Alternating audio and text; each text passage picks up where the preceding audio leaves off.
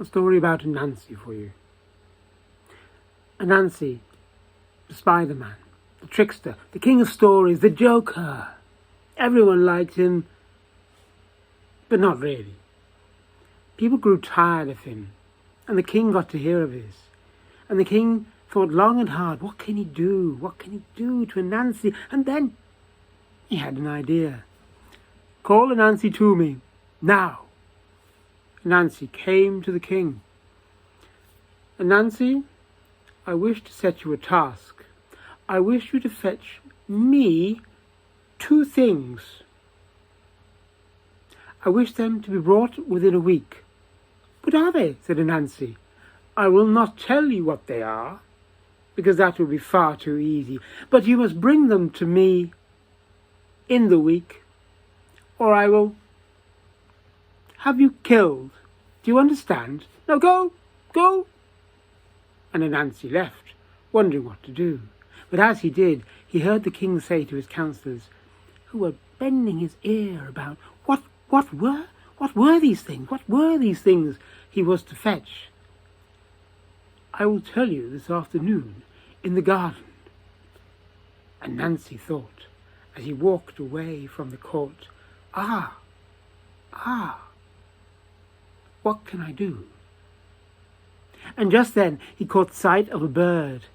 The birds were his friends. He'd spent many hours with them. He shouted to the bird, Bird, bird, can you take 1 feather to my house?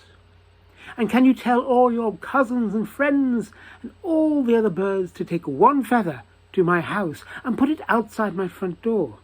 And the bird said, yes, we can, and flew off. Anansi wandered home, and when he got home, his wife and his son said, what on earth are all these feathers doing out?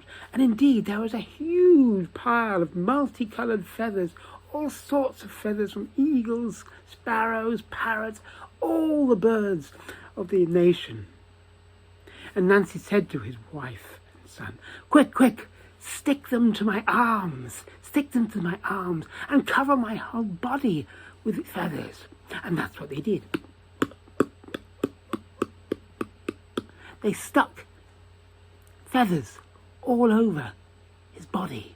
He raised his arms and ran down the garden, and then took off and flapped his wings, and he stayed in the air, and he flew around for a little while, and then flew out towards the king's garden and landed on a tree. The king was in the garden already with his counsellors. They looked up. What's that bird up there? I don't know, sir. Strange, said the king. Never mind. Sir, tell us what you want Anansi to bring to you. And in the tree, Anansi leant forward. I wish him to bring a pair of golden slippers and a golden broom to me. Now, the only person who has those items is death. And of course, death kills people.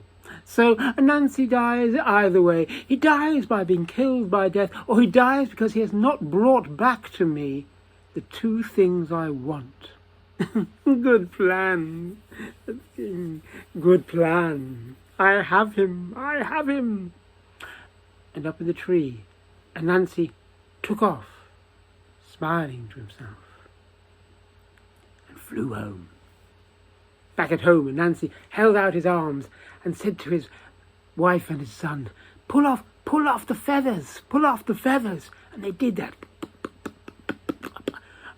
And he ran into his house and picked up some food and some water and said, I've got to go to Death's house and fetch 2 things. What 2 things? I haven't got time to tell you, said Anansi, and left on a journey to Death's house.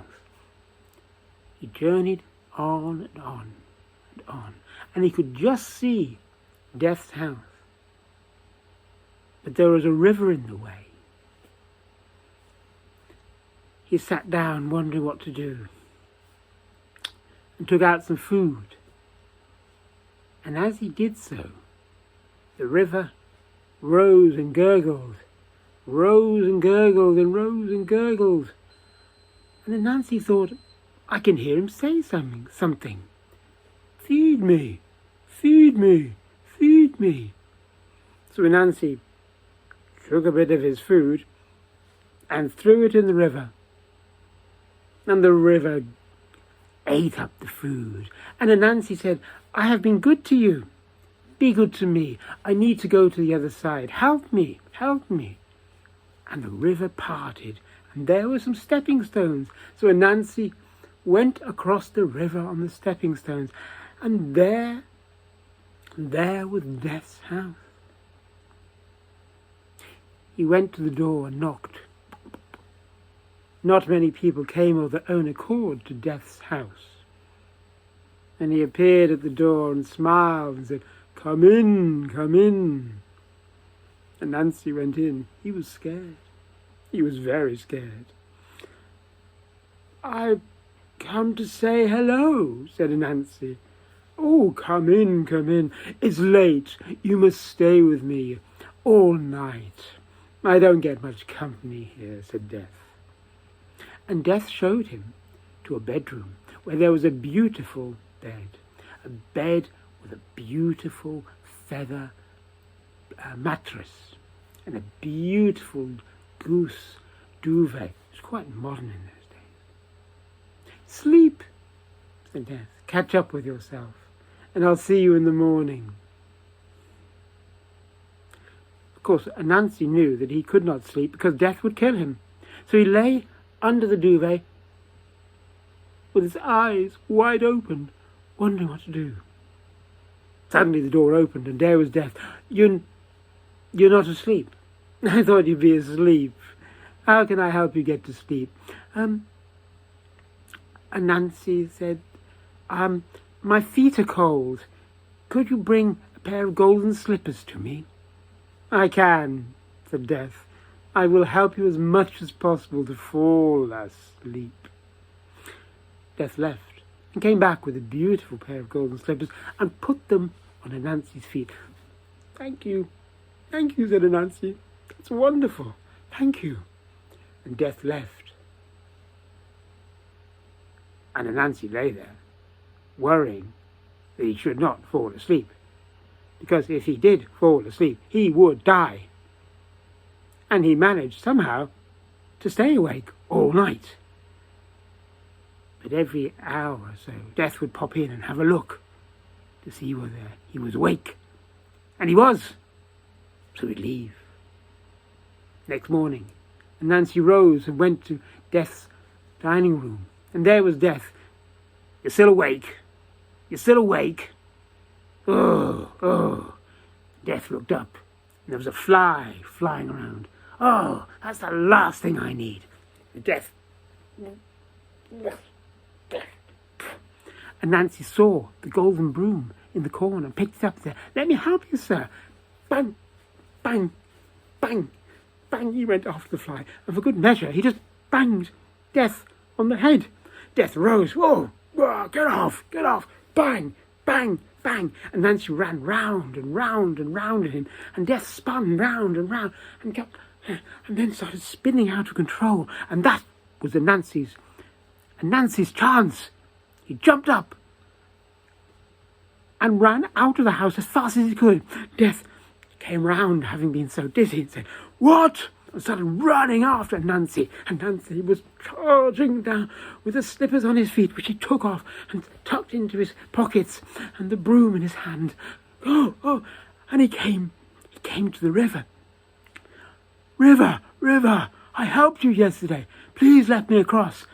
And the river opened up, and he ran across the stepping stones. River, help me again. Become a flood.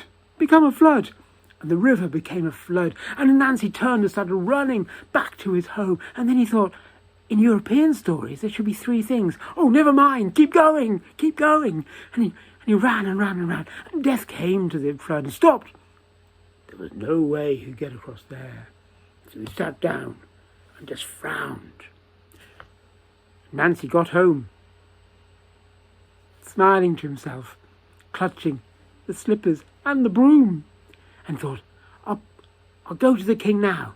And he slipped them into a bag. Put it in the bag. He went to the king's throne room. The king was sitting there. Oh, Anansi, that was quick. You're back. Anansi said, Sir, will you tell me what you wanted me to bring? And the king's counselor said, it's only fair you tell him now, or else he won't know whether he's failed or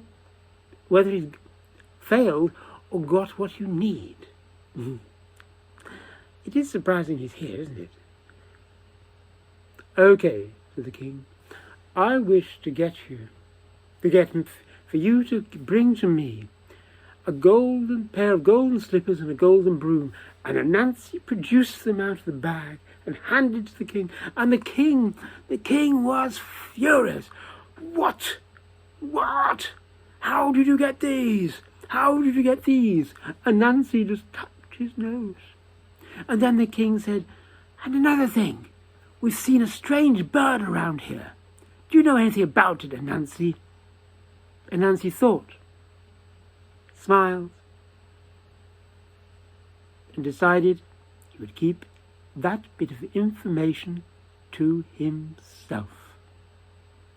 Thank you. That is my story.